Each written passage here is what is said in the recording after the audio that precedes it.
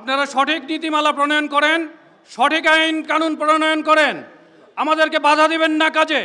আমরা আমাদের নিজেদের জন্য, দেশের জন্য এবং এই শ্রম বাজারের উন্নয়নের জন্য আমরা কাজ করে যাচ্ছি। আমরা চাই অতীতের ন্যায় 1 থেকে 24 সৌদি আরব বহির্গমন ছাড়পত্র আমাদেরকে দেবার জন্য।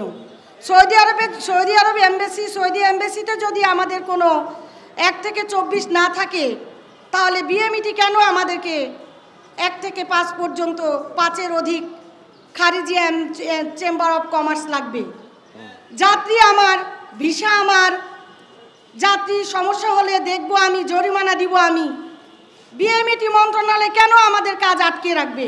এই শ্রমবাজার নিয়ে যেভাবে সিনেমিনে খেলছেন, যেভাবে আমাদেরকে সমস্যায় জর্জরিত করে ফেলেছেন, অনতিবিলম্বে এই সমস্যার সমাধান চাই।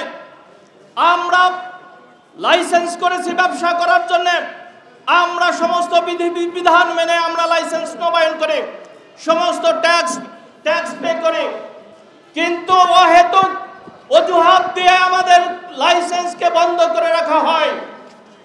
অহেতুক অজুহাত দিয়ে আমাদের লাইসেন্স রিনিউয়াল থেকে আমাদের বিরত রাখার ষড়যন্ত্র করা হচ্ছে। অত্যন্ত দুঃখের সাথে বলতে হয়, কিভাবে লিগ্যাল মাইগ্রেশনকে, বৈধ অভিবাসনকে 2012 সালে আমাদেরকে মানব পাচারের সাথে সংযুক্ত করে এই ট্রেডের মেরুদণ্ডকে ভেঙে দেওয়া হয়েছে। এই অভিবাসন সেক্টরের মেরুদণ্ডকে ভেঙে দেওয়া হয়েছে 2013 সালে। অভিবাসী আইন আমাদের প্রাণের দাবি ছিল।